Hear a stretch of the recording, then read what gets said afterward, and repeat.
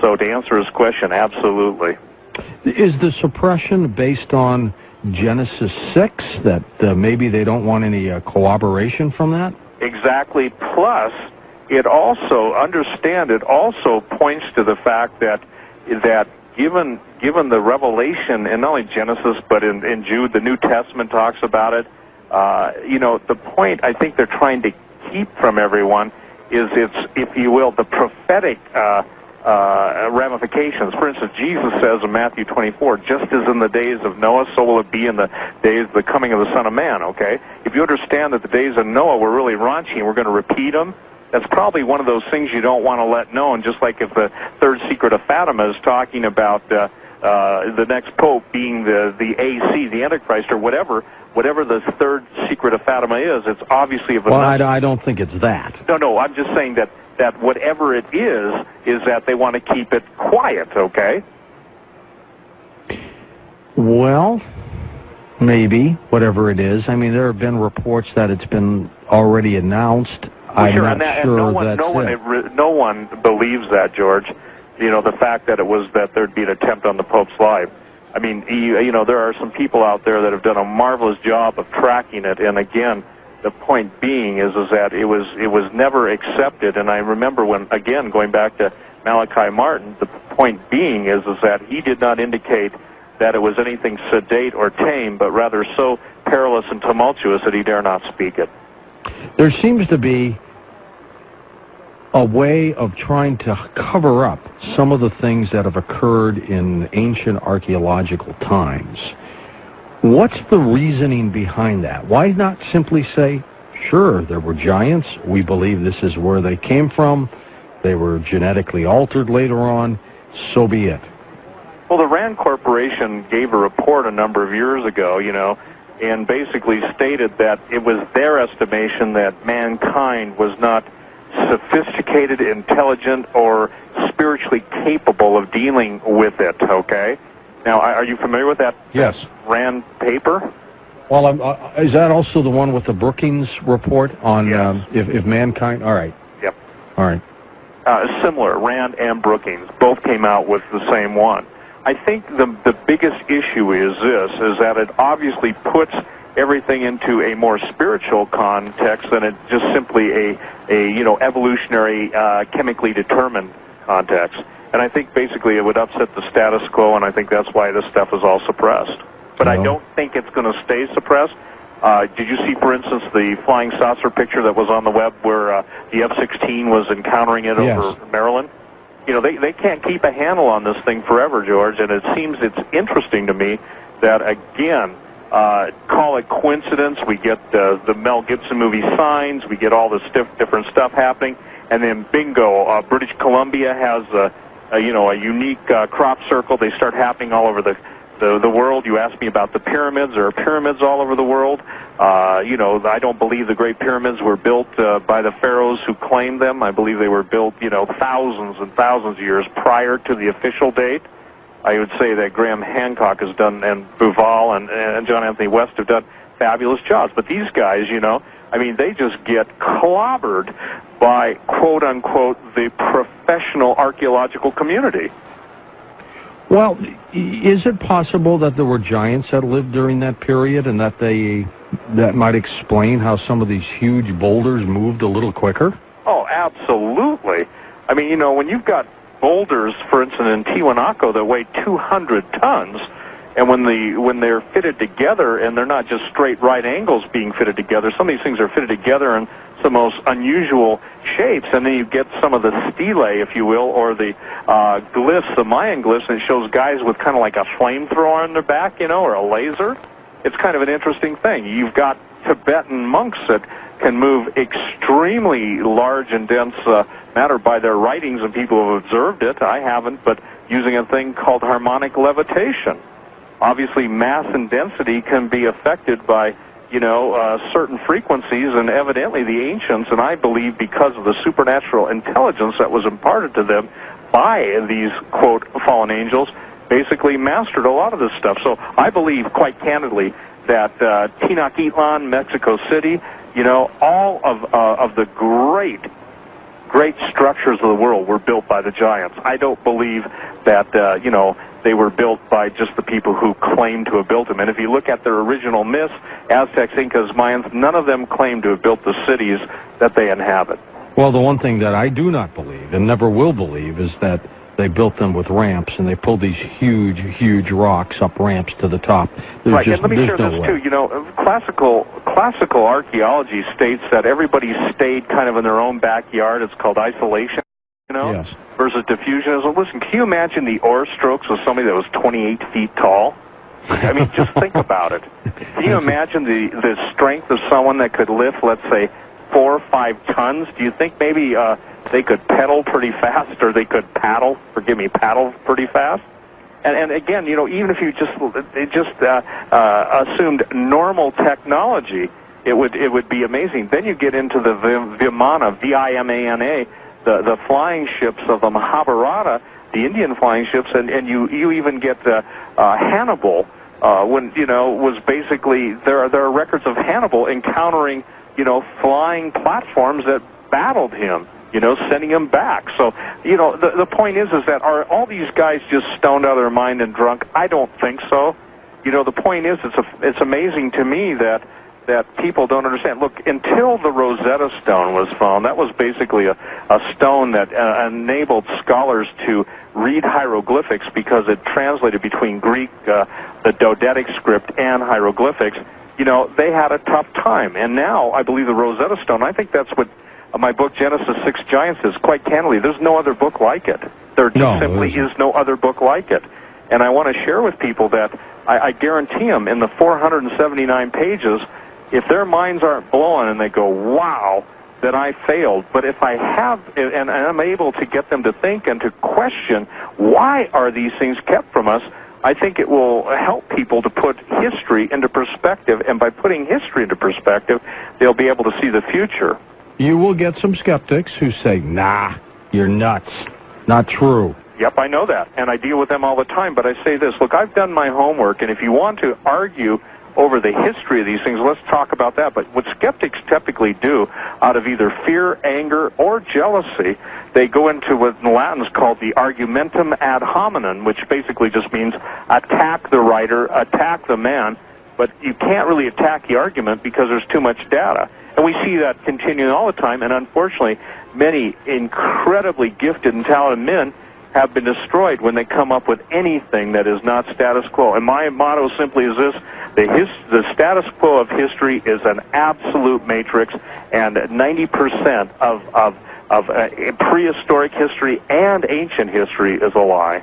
What's your take on Zecharia Sitchin, the author of the 12th Planet and some other related books? Well, first of all, I've read everything he's written, okay?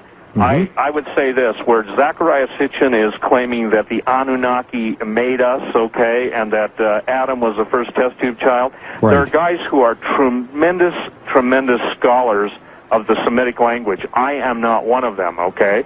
But there are the guys, and they question a lot of his interpretation. Michael S. Heiser, he's a PhD candidate, Department of Hebrew and Semitic Studies, University of Wisconsin, has basically said, Zecharia, a lot of your investigation is true, but a lot of your word derivations are wrong. And I would say this, it's amazing to me, people they want to throw God out, but they're certainly willing to accept the fact that maybe aliens genetically altered us or created us in the laboratory. Then my question to them is, who created the aliens? So if you get to first cause, when I'm saying this first cause, the, quote, absolute creative brilliance and genius of the universe, I'd say, Zecharia Sitchin's got some great stuff, but I also think that, and I can't agree with him on the Anunnaki. Listen, according to the Sumerian pantheon, the Anunnaki were the 7 judges of hell. They were the children of the god Anu, A-N-U, and they were contemporary with the 7 fates, or the Pleiades. And it's interesting because you see how if it's the 7 judges of hell, and Zecharia Sitchin says those who came from heaven to earth, and Enlil was one of the gods of the Sumerian. He was the child of An, A in heaven, and the son of earth. Okay, excuse me, the mother Earth, Ki, Ki, So you see, again, this heaven and earth coming together to produce the gods. And listen, if you were a giant with supernatural intelligence, supernatural strength, supernatural wisdom, I think the people who you were ruling over, unless you had to get hungry and ate them all, would pretty much worship you. And I think that's the history of a lot of the demigods, especially of Greek and Roman mythology. What I find fascinating, though, with you and with Sitchin and others is you all agree about giants, that they were there. It's just the interpretation of what they did and how they did it. Right. That's different. And for the record, George, I don't think where Zechariah has done his excellent work in his areas, to my knowledge, the area of giants has never been as methodically attacked. And obviously I'm not being super linear and sequential tonight, but I can tell you this, the book is the size of a bloody phone book about. And when I say that, there is so much in it that will absolutely fill in the question marks, you know. I can remember being a student in anthropology in college and absolutely saying, you mean you guys built this whole Australopithecus off of a jaw?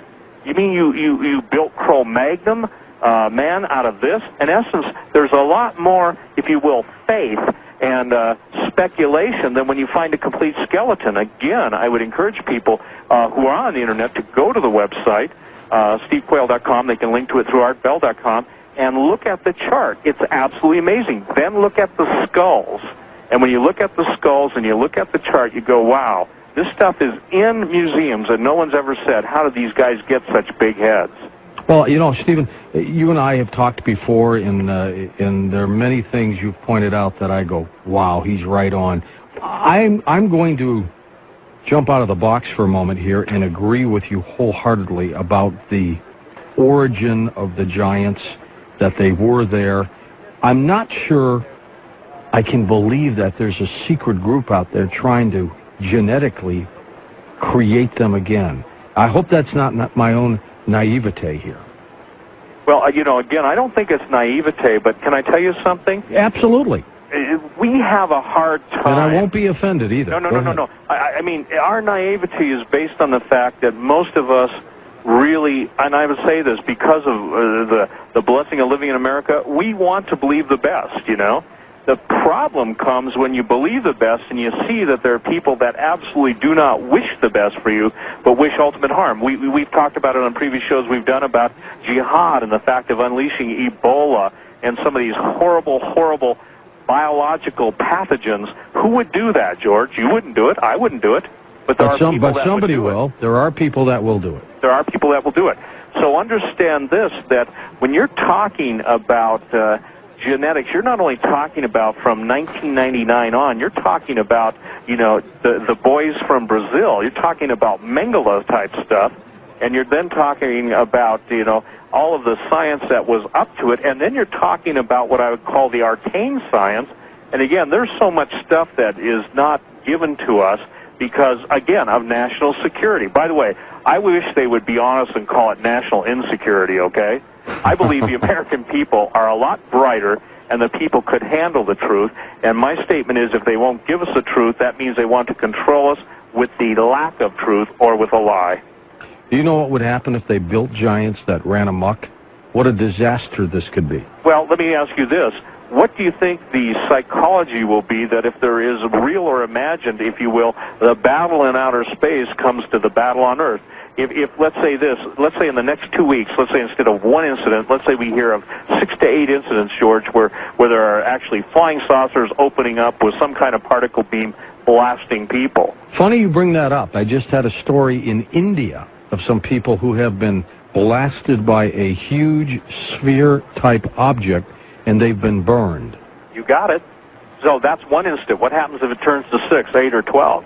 Then we got a problem. Then we got a problem. Okay. Then we have panic. Yeah. Now remember when Whitley Strieber wrote Communion? Okay. Sure. The neat thing about that is in Whitley's own words, the fascinating thing about the aliens and the giants, and I mean this, they're both sex fiends. Okay. There are instances. I got to tell you a specific incident in Guayaquil, Ecuador, that was chronicled by Pedro Cieza, and I may be pronouncing his name wrong, de Leon. But he said this. The Ecuadorian giants were destroyed by thunderbolts in 1543. The teeth found with the giant skulls and bones, they were 3 fingers broad and 4 fingers long. He said they were 18 feet tall. He said in those days you could actually see on the rocks where the thunderbolts had hit them, okay? The reason why they also record the thunderbolts is that these guys, being 18 feet tall, were sexually going after the women, and I don't mean to be crude, but the bottom line is it killed the women, okay? And the point that I'm trying to make is that when you've got such specific chronicles, and usually, you know, the guys doing the chronicling aren't out there trying to just fit the history to fit their chief belief. You've got incidents where some of these guys' molars make a fist, George. Some of their molars was bigger than your fist. That's a big mouth. That's a pretty big tooth to pull if you're a dentist, isn't it? Yeah, and some of these guys had 40-inch feet. How big would someone with a 40-inch foot, you know? Yeah. I mean, I got news for you. There's no way to even begin to fathom the stride of someone like that until you realize that they can outrun horses. Stephen, a quick question out of Kennewick, Washington, and this guy is dead serious. He says, my daughter has 6 toes on each foot.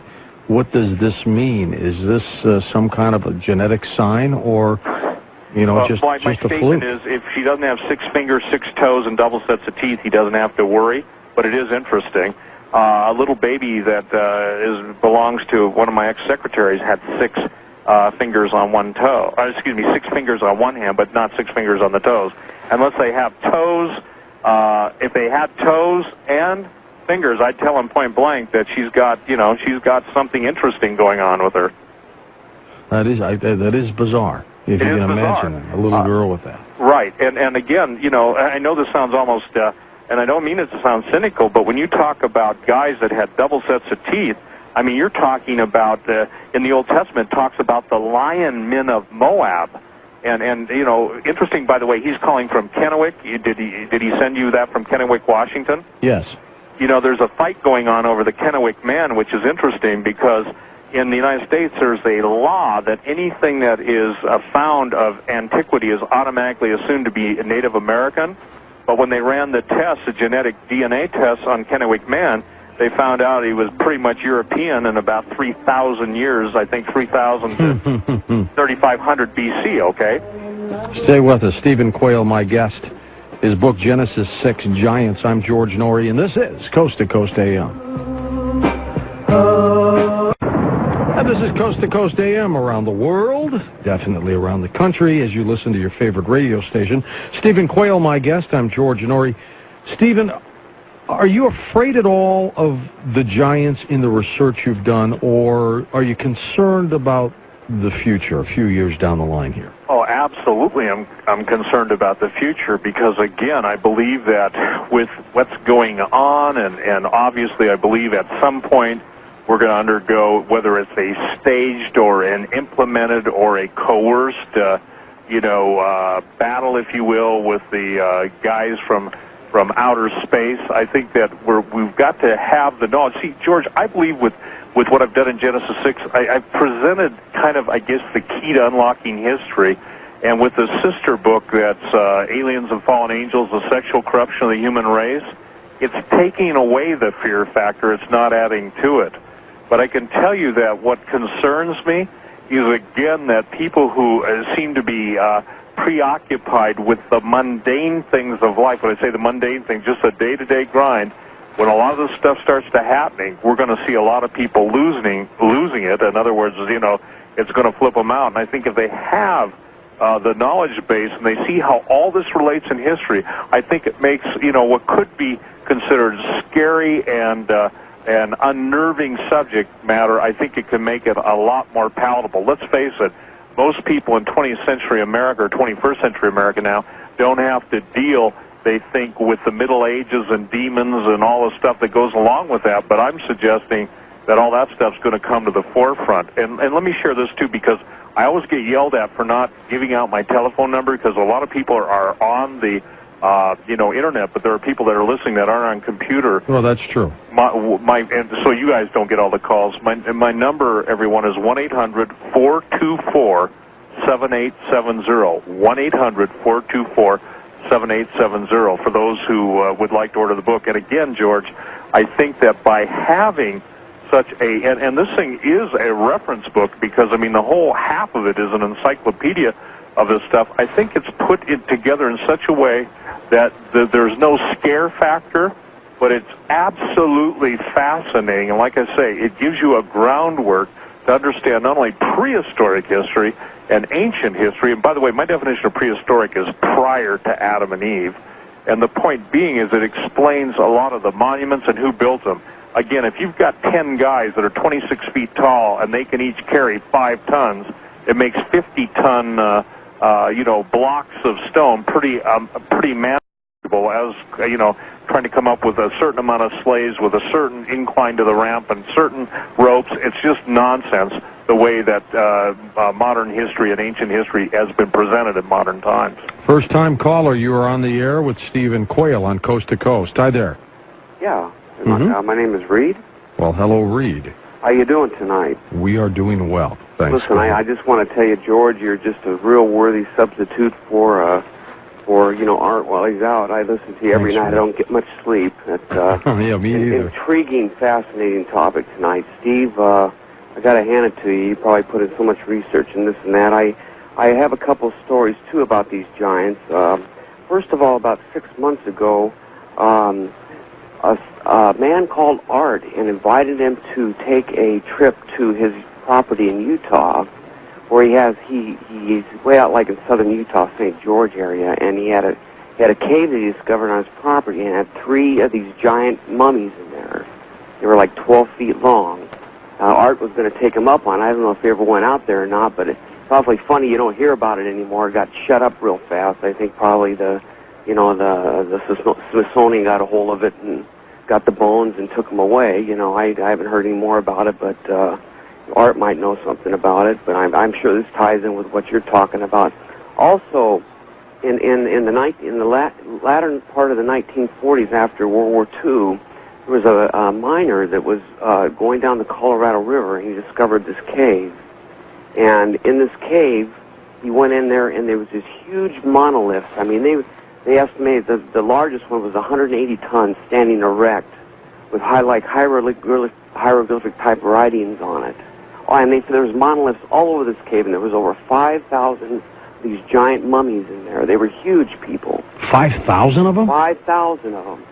And they shut it up real fast. The FBI went in there, they extracted the mummies. From what I heard, they went into the Smithsonian and were buried, of course, from the public. They don't want to let this kind of information out and frighten everybody, but they tried to seal up the cave with dynamite, but they blew the hole bigger, and I guess they just had a hell of a time sealing the cave up. But this is a fact, and they've got these artifacts in the Smithsonian to this day. Also, I've also heard that they've also got the Noah's Ark is a real thing, okay, and they retrieved our archaeologists retrieved through the government the alabaster sarcophagus of Noah, and they also have whatever his remains are in there.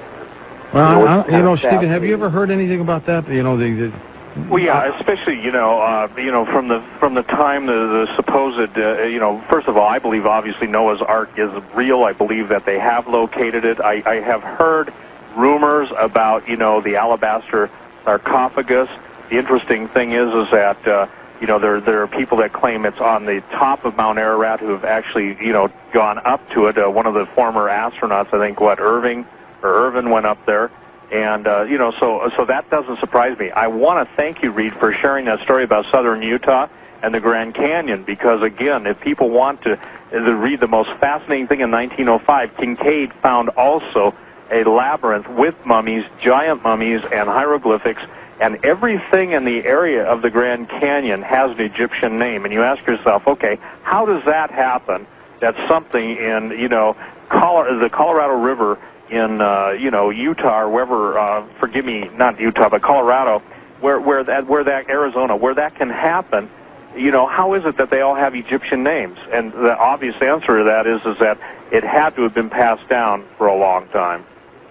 Why withhold information, though, Steve? Why hold it back? Well, first of all, I think, I've tried to answer that. I think that one thing that people need to realize, and I think that Reed brought up an interesting point, as I track a lot, when I say track, as I investigate and run down a lot of the different cave structures and labyrinths, etc., you'll find a lot of them are turned into military bases and they're off limits, okay, to archaeologists. A good example is China Lake. China Lake has the naval weapon laboratory there, you know, all the stuff that goes on in China Lake. But it's true in so many different parts of the country, you know. What people don't understand is that when the giants were fleeing, you know, from the wrath of God in the Middle East, literally, they built phenomenal underground tunnels, underground, if you will, cities. If you can go to Turkey and Cappadocia and see the most incredible underground tunnel structure in the world. Have you ever seen it? Yes. Okay, and then you can go to a place called Nemrut Dag, D-A-G-H, and you can see 7 giant thrones that are on the plains of Nemrut, which basically people say, oh, that was one of the kings of, you know, the time that built it. There were 7 kings of the plains of that specific area, and George, you'd have to be about 24 to 28 feet tall to sit in those things. So, you know, there's all these interesting artifacts all over the world. And then he also made reference to the gentleman in Utah. By the way, if the gentleman in Utah is listening, please call me at that 1-800-424-7870. And, George, if anybody else out there in Ohio, Pennsylvania has any of the original stories out of the newspapers. By the way, during the turn of the century into the early 20s and 30s, the American newspapers were riddled with stories of giants 12 feet tall, copper armor, all sorts of weapons of warfare. Barry Fell, who I believe now has passed away, wrote 3 great books for the listeners out there, America, BC, Bronze Age America, and Saga America. And he was a Harvard ethnologist and president of the American Epigraphic Society. He's proven beyond a shadow of a doubt, even to the people that just absolutely turn livid when you mention his name, that America was settled thousands of years ago by a lot different people than, quote, you know, Leif Erikson and the Vikings. Wildcard caller, you are on the air. Welcome to the show. Hello? Wildcard caller? Well, we have no time for you. We will clip you off and go west of the Rocky